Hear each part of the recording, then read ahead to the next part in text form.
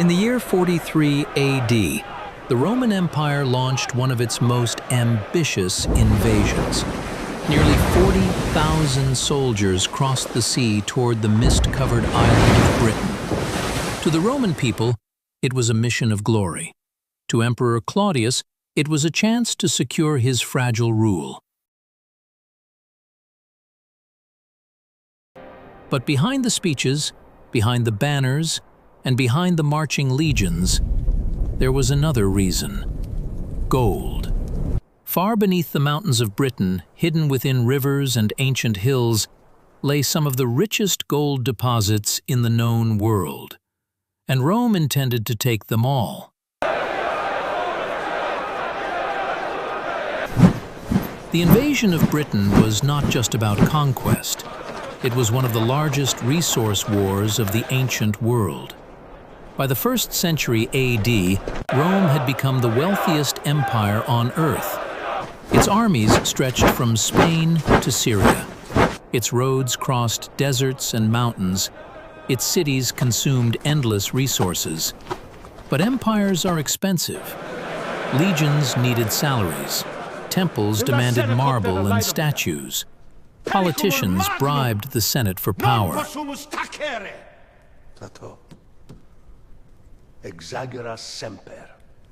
And the Roman currency depended heavily on precious metals.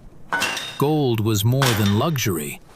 It was the foundation of imperial authority. As Rome expanded, many older gold mines across Spain and Gaul began producing less. The empire needed new sources of wealth, and traders returning from Britain brought dangerous rumors. Rumors of rivers filled with gold dust, mountains hiding untouched treasure, and tribal kings decorating themselves with massive gold torques and jewelry. Britain was no longer just a distant island. It had become Rome's next vault. To Romans, Britain was mysterious and terrifying. The island sat beyond the edge of the known world. Its forests were thick and endless. Its weather was cold and violent. Ancient writers described Britain as a land of painted warriors, druids, and strange rituals. Some believed monsters lived there. Others believed the island itself was cursed. But merchants saw opportunity. Tin, iron, silver, slaves, hunting dogs, and rare metals flowed from Britain into Roman markets. And somewhere in western Britain, hidden in the mountains of Wales, were gold mines untouched by Rome. The local Celtic tribes guarded these lands fiercely. For generations, they had mined streams and hills for gold. The treasure was sacred. Gold jewelry symbolized divine power. Warriors wore golden necklaces into battle. Kings used gold to unite tribes and reward loyalty. Rome saw something else: a fortune waiting to be seized. In Rome, Emperor Claudius faced humiliation. Many senators considered him weak. He had gained power after chaos and assassination. To survive politically, Claudius needed victory. A massive military campaign could silence his enemies and make him appear strong. Britain became the perfect target. The emperor publicly claimed Rome was bringing civilization to the island. But privately, Roman officials understood the true reward: control Britain, control its mines, control its wealth. In 43 AD, Rome assembled one of the largest invasion forces in its history. 4 legions prepared for war. Thousands of auxiliary troops followed behind them. The fleet crossed the English Channel under stormy skies, and somewhere beneath the hills of Wales, gold waited. The Roman invasion struck Britain with overwhelming force. Disciplined legions advanced behind shields and spears.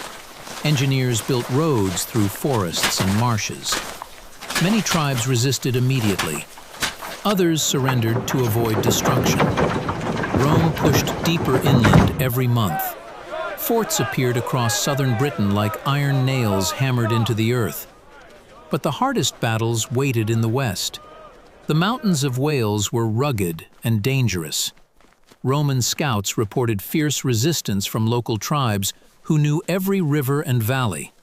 And the deeper the Romans traveled, the more reports emerged about hidden gold workings in the hills.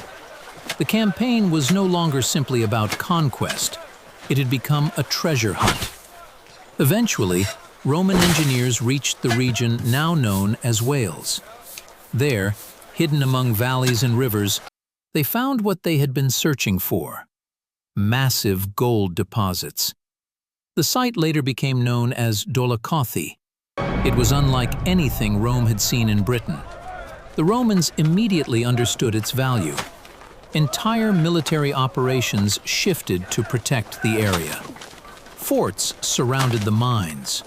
Roads connected them directly to Roman supply routes. But extracting the gold would require enormous labor. The Romans redirected rivers using aqueducts. They blasted hillsides apart using hydraulic mining techniques. Thousands of workers, slaves, and prisoners were forced underground. The mountains themselves were torn open.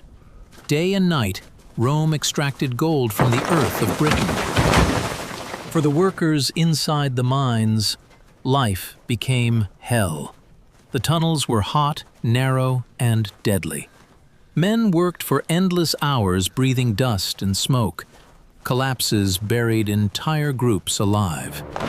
Poisonous gases filled underground chambers. Many of the miners were captured Britons.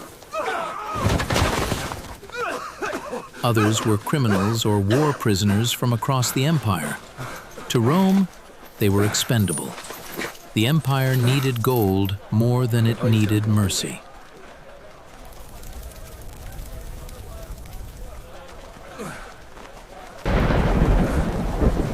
Roman overseers enforced brutal discipline. Escaping the mines was nearly impossible. Soldiers guarded every road and river crossing. Meanwhile, wagon after wagon of gold left Britain for Rome.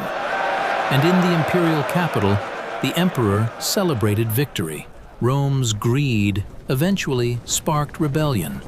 Across Britain, tribes grew furious under Roman taxes, occupation, and brutality. The destruction of sacred lands and seizure of resources pushed many toward war. Then came Boudica, queen of the Iceni tribe, a warrior ruler whose fury ignited one of the greatest uprisings against Rome. Entire Roman settlements burned. Cities were destroyed in flames. Thousands died as Britain exploded into chaos. For a moment, it seemed Rome might lose the island completely. And if Britain was lost, the gold mines would be lost as well. Rome responded with terrifying force. Legions regrouped and crushed the rebellion in a massive final battle. The mines remained under imperial control. But Britain would never fully submit peacefully again. For decades, Britain's gold flowed into Roman hands. The wealth funded military campaigns, construction projects, and imperial politics. Coins minted with British gold circulated across the empire. Temples rose in Rome. Generals gained power. Emperors secured loyalty. The invasion of Britain had succeeded financially beyond expectations. But empires built on endless expansion face a terrible problem. They must continue conquering forever. The gold from Britain helped strengthen Rome temporarily. Yet over time, corruption, civil wars, inflation, and invasions slowly weakened the empire. The treasure that once symbolized Roman power could not stop Rome's eventual decline. Today, the ancient Roman gold mines of Britain still exist. Hidden tunnels remain beneath the hills of Wales. Broken aqueducts still scar the mountainsides. Archaeologists continue discovering Roman tools, coins, and mining systems buried underground.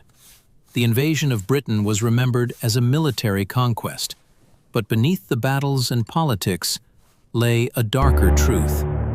Rome invaded Britain for wealth, for power, for gold hidden beneath the earth, and thousands of lives were sacrificed to feed the hunger of an empire. The gold mines helped Rome shine brighter than any civilization before it. But like all empires built on conquest, its glory could not last forever.